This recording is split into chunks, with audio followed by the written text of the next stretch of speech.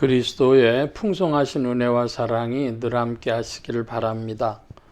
오늘 이 아침에는 사무엘상 제9장 1절로 14절까지의 말씀입니다. 베냐민 지파 기스라 이름하는 유력한 사람이 있으니 그는 아비엘의 아들이요 스롤의 손자요 베고라스의 증손이요 아비야의 현손이며 베냐민 사람이더라.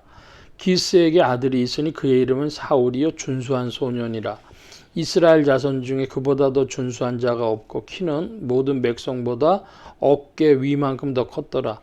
사울의 아버지 기스가 암나귀들을 잃고 그의 아들 사울에게 이르되 너는 일어나 한 사환을 데리고 가서 암나귀들을 찾으라 하매 그가 에브라임 산지와 살리사 땅으로 두루다녀 보았으나 찾지 못하고 사알림 땅으로 두루다녀 보았으나 그곳에는 없었고 베냐민 사람의 땅으로 두루다녀 보았으나 찾지 못하니라.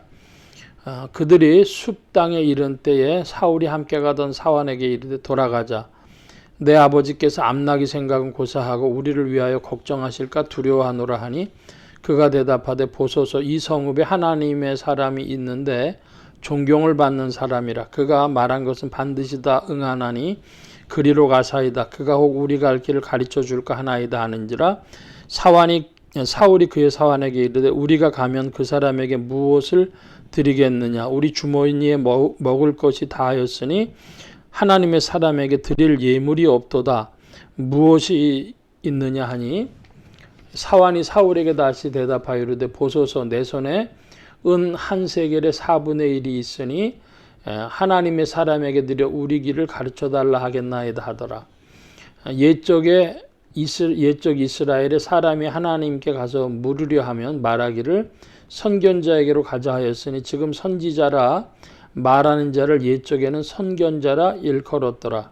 사울이 그의 사환에게 이르되 내 말이 옳다 가자 하고 그들이 하나님의 사람이 있는 성읍으로 가니라. 그들이 성읍을 향한 비탈길로 올라가다가 물 기르러 나오는 소녀들을 만나 그들에게 묻되 선견자가 어디 있느냐 하니 그들이 대답하여 이르되 있나이다. 보소서 그가 당신보다 앞서 갔으니 빨리 가소서. 백성이 오늘 산당에서 제사를 드리므로 그가 오늘 성읍에 들어오셨나이다.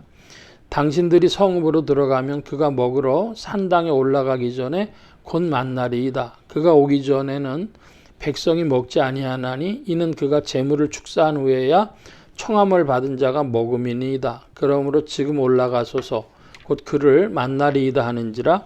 그들이 성읍으로 올라가서 그리로 들어갈 때에 사무엘이 마침 산당으로 올라가려고 마주 나오더라. 14절까지 말씀을 보았습니다. 사무엘상 9장의 말씀 보면 한마디로 이야기해서 이제 사울과 사무엘의 만남입니다. 이스라엘 백성들이 요구했던 그 왕 중에 첫 번째가 사울이죠.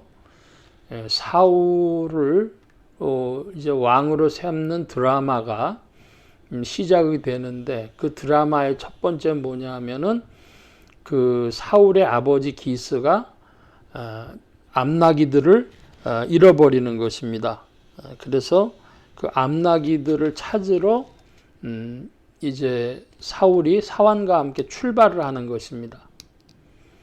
그 일로 이야기를 해서 결국은 타이밍에 맞춰서 사울과 사무엘이 만나게 되죠. 그래서 그 섭리 중에 타이밍이 맞아 돌아가면서 이루어지는 것을 보여주는데 그것이 한 가지 큰 주제라고 한다면 작은 주제지만은 중요한 부분 문제가 있습니다. 그것은 9절인데요. 9절에 이렇게 되어 있습니다. 옛적 이스라엘의 사람이 하나님께 가서 물으려 하면 말하기를 선견자에게로 가자 하였으니 지금 선지자라 하는 자를 옛적에는 선견자라 일컬었더라 그랬습니다.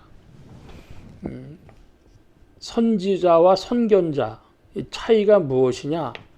영어로 보니까 영어에는 prophet이 선지자 그리고 선견자는 seer라고 하는 것은 보는 사람이라는 뜻이거든요.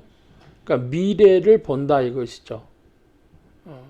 그래서 사람들이 항상 이제 선견자를 사람들이 찾았습니다. 이스라엘 사람들도 그걸 찾았고, 오늘날도 선지자의 한 기능이 선견자입니다. 미래를 보는 것이죠. 자, 예를 한번 들어보겠습니다. 2023년에 중국하고 대만에서 전쟁이 벌어지는 것을 봤다. 꿈속에서 보든지 환상으로 보든지 기도 중에 비춰주신 데서 봤다. 선견입니다. 선견. 그러면 선지자는 무엇이냐? 그러면 하나님이 그 경륜 가운데 복음의 문을 여시기 위해서 중국과 대만에 큰 일을 일으키시고 사람들을 겸비케 하셔서 주께로 돌아오게 하실 것이다. 하나님이 일하시고 주께로 돌아올 사람들이 있다. 고통 가운데 주님을 찾는 자들이 있을 것이다.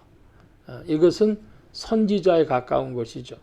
그러니까 선견자는 어떤 미래의 사건의 중심이 있다고 하면, 그 초능력적인 일에 중심이 있다고 하면, 프라피 선지자는 하나님의 마음에 부합하도록 하나님의 마음을 사건 속에서 하나님의 마음을 보여주고 사람들이 하나님의 마음에 부합하도록 어떻게 회개하고 변화되어야 할 것인가, 그것을 촉구하는 사람이라 할 수 있습니다. 그러니까 선지자의 한 기능이 선견자의 측면이 있지만, 선지자는 그것보다도 그 사건 속에 하나님의 마음을 읽어내고 사람들에게 변화를 촉구하는 그런 일이 선지자인데, 그러므로 이 구약의 선지자적인 직분은 신약교회에도 이어집니다.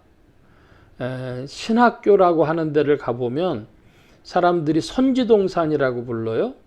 그 신학교를. 왜 선지동산이냐 하면, 하나님이 그렇게 하나님의 마음을 읽어내서, 성경을 통해서 하나님의 마음을 읽어내서 사람들의 변화를 촉구하는 말씀 증거자들이기 때문에 선지자, 설교자를 선지사역으로 보는 것입니다. 말씀이 조금 길어졌습니다만은 두 가지 주제입니다. 오늘은 하나는 사울과 사무엘의 만남, 적절한 타이밍에 이루어지는 그러한 경륜적인 사건인 것을 보았고, 두 번째로는 선지자와 선견자의 차이. 오늘날 사람들은 무당한테 가서 물어도 무당도 수준이 있어요. 초급이 있고 고급이 있습니다. 초급은 사건을 얘기를 하는 것이고, 고급은 그런 사건이 이제 이룰 것인데 당신은 어떻게 반응하겠느냐, 이런 것입니다. 그 개인적인 거라면 이제 우리 신앙 안에서, 그리스도 신앙 안에서는 이 모든 것을 그리스도 중심적으로 이해하고, 그래서 사람이 변화하는 일에 특별히 참회의 심령으로 영혼의 변화를 촉구하고 하나님께 향한 믿음을 더욱 분발하는 것, 그것이 참된 변화고, 그 속에 성령님과 함께 전진할 때에 새로운 인생의 일들이 펼쳐지는 것이죠. 그래서 이 선견자와 선지자의 차이를 잘 묵상해 보시길 바랍니다. 오늘 말씀 여기까지 봅니다. 기도하겠습니다. 만복의 근원 되신 하나님, 함께해 주셔서 인류의 역사 가운데 오늘도 하나님이 일하셔서 참으로 여러 가지 일들이 시간표에 맞도록, 하나님의 경륜의 시간표에 맞도록, 타이밍이 맞도록 운영되어지는 줄 압니다. 주 앞에 겸비한 자들이 되어져서 하나님과 시간표를 같이 하는 자들이 되게 하여 주옵시고, 오늘도 선지사역이 말씀의 운동을 통하여 일어나는 줄 믿사오니, 성도들이 성경 말씀을 읽을 때나 설교 말씀을 들을 때나 또 혹은 각자 기도의 시간에 성령의 크신 감동으로 주의 마음, 주의 뜻을 헤아려 깨닫게 하시고, 참회의 심령들이 되게 하시고, 새로운 마음의 결단이 있게 하여 주시고, 주와 함께 전진하기를 사모케 하여 주시옵소서. 온 교회와 성도들과 주의 종들이 함께 하심에 예수 소망 교회와 온 성도들과 부족한 종에도 함께 하여 주옵시고, 복음 전파 영혼 구원하는 일에 쓰임 받으며 성령님과 함께 전진케 하여 주옵소서.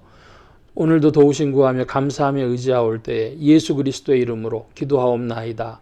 아멘. 하늘에 계신 우리 아버지여, 이름이 거룩히 여김을 받으시오며 나라의 마옵시며 뜻이 하늘에서 이루어진 것 같이 땅에서도 이루어지이다.